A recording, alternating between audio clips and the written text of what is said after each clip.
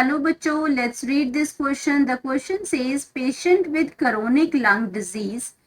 difficulty breathing often adapt to high concentration of carbon dioxide in their blood. The breathing centers stop responding to carbon dioxide level. If such a patient has difficulty in breathing, medical personnel are reluctant to give patient pure oxygen based on what you know about control of breathing. Why do you think this is the case? तो अब बात करते हैं कि condition बताइए कि अगर कोई पेशेंट है जिसको क्या है, क्रोनिक लंग डिजीज है, मतलब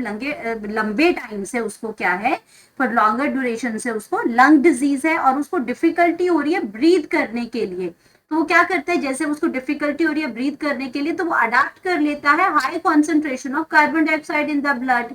तो वो क्या कर रहा है, ब्रीदिंग जो सेंटर्स हैं वो stop responding carbon dioxide level. अब कार्बन डाइऑक्साइड का लेवल ब्लड में ज्यादा हो रहा है लेकिन वो क्या कर रहे हैं, वो उसको रिस्पॉन्ड नहीं कर रहे हैं। जो हमारे ब्रीदिंग सेंटर जो ब्रेन में प्रेजेंट होते हैं, जो ब्रेन स्टेम में पोन्स में जो प्रेजेंट हो रहा है, या मतलब लॉन्गेटा में जो आपका रिदमिक सेंटर है उसमें ब्रीदिंग का, वो सारे रिस्पॉन्ड उसमें सेंटर जो है वो स्टॉप कर रहे हैं रिस्पॉन्ड करने के लिए कार्बन डाइऑक्साइड के लेवल को।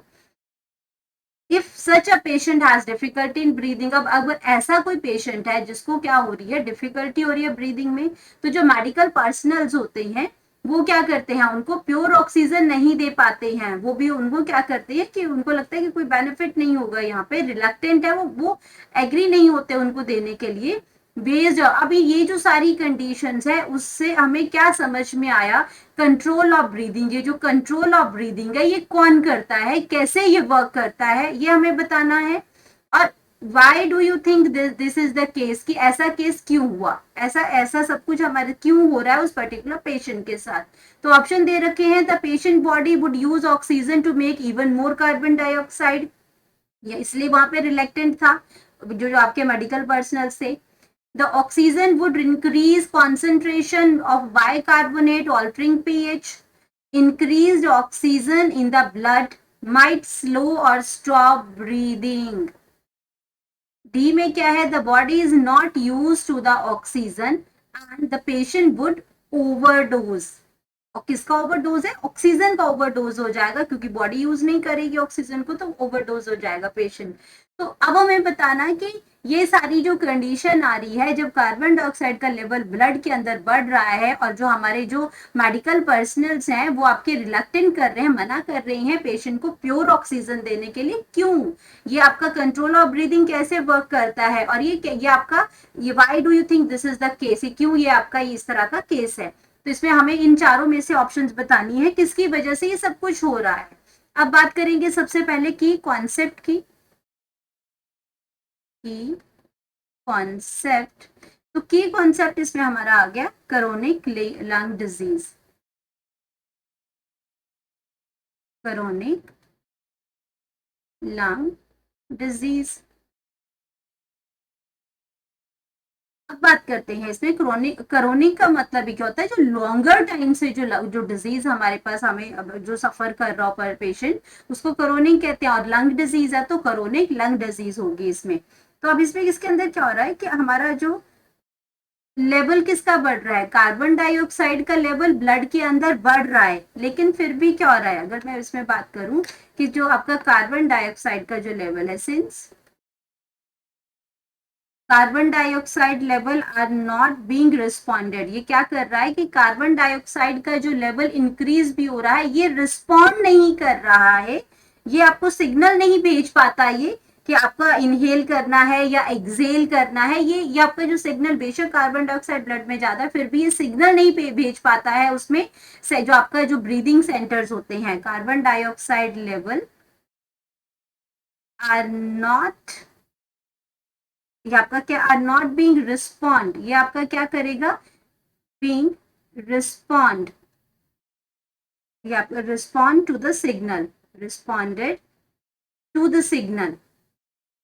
जो सिग्नल जो ब्रेन भेज रहा है, जो हमारा रेस्पिरेटरी सेंटर भेज रहा है, उसको ये कार्बन डाइऑक्साइड का लेवल क्या है, ये उसको क्या कर रहा है, रिस्पॉन्ड नहीं कर पा रहा है to the signal, to the signal to inhale inhale and exhale. अब जब इनहेल एक्सहेल को वो रिस्पॉन्ड ही नहीं कर पा रहा है, जो सिग्नल्स आ रही हैं, तो क्या कर रहा है ये आपका सिग्नल टू इनहेल, ये आपका किसके ऊपर डिपेंडेंट है, इज डिपेंडेंट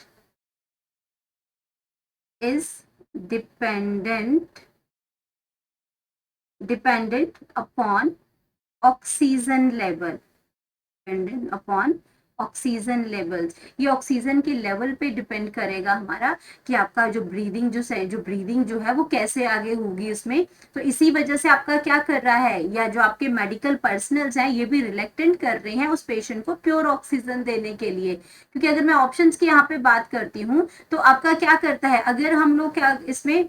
अगर वो आपका प्योर ऑक्सीजन उसको दे देता है तो उससे क्या हो जाएगा, क्योंकि आपका क्या वो सिग्नल तो आपके कहीं कार्बन डाइऑक्साइड का लेवल बढ़ता जा रहा है वहां पे, तो वो सिग्नल को तो रिस्पॉन्ड नहीं कर पा रहा है, वो डिपेंड करेगा ऑक्सीजन के लेवल के ऊपर। तो आपका अगर ऑक्सीजन का लेवल वहां बढ़ जाता है ब्लड में, तो ये क्या कर सकता है, माइट स्लो और स्टॉप ब्रीदिंग। ये क्या कर सकता है, ये ब्रीदिंग को स्लो कर सकता है या फिर स्टॉप भी कर सकता है ये, क्योंकि आपका ये कोरोनिक की वजह से आपका क्या होगा, वो जो लेवल है वो वहां पर सही तरीके से रिस्पॉन्ड नहीं कर रहा है, कार्बन डाइऑक्साइड का लेवल बढ़ता जाएगा इसमें। और आपका जो ऑक्सीजन जो है, क्योंकि ऑक्सीजन का लेवल जब बढ़ता है तो ऑक्सीजन हीमोग्लोबिन के साथ बाइंड करता है, और बाइंड इसमें करता जाएगा तो इसकी एफिनिटी बढ़ जाएगी इसके अंदर, और एफिनिटी अगर बढ़ती जाएगी उसके अंदर, और कार्बन डाइऑक्साइड का जो लेवल है वो अगर सही से नहीं होगा, वो तो रिस्पॉन्ड कर नहीं रहा है, तो उससे क्या होगा कि आपका वहां पे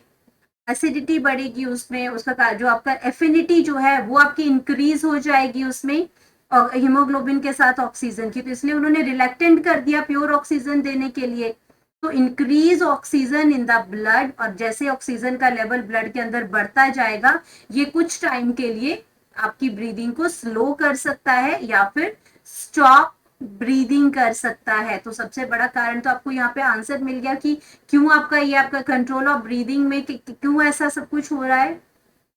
और अब बाकी ऑप्शंस की बात करते हैं, the patient of body would use oxygen to make even more carbon dioxide, ये गलत है इसके अंदर।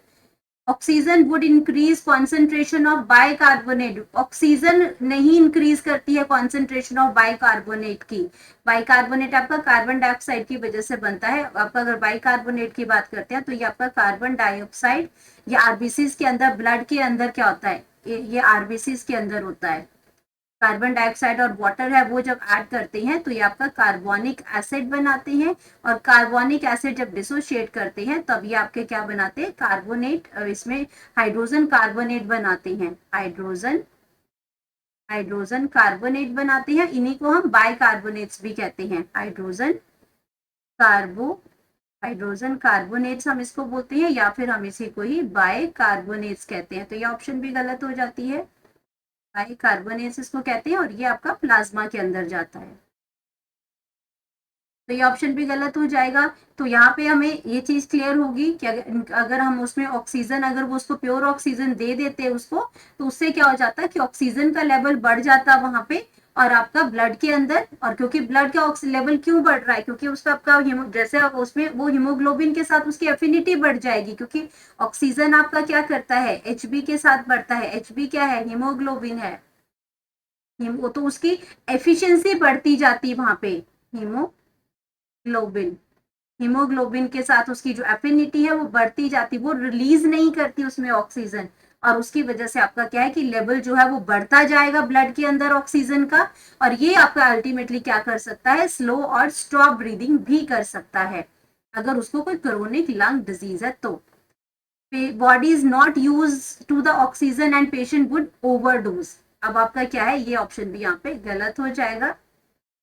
तो हमारे पास करेक्ट ऑप्शन हमें मिल गया है, तो हम यहाँ पे लिख सकते हैं करेक्ट ऑप्शन,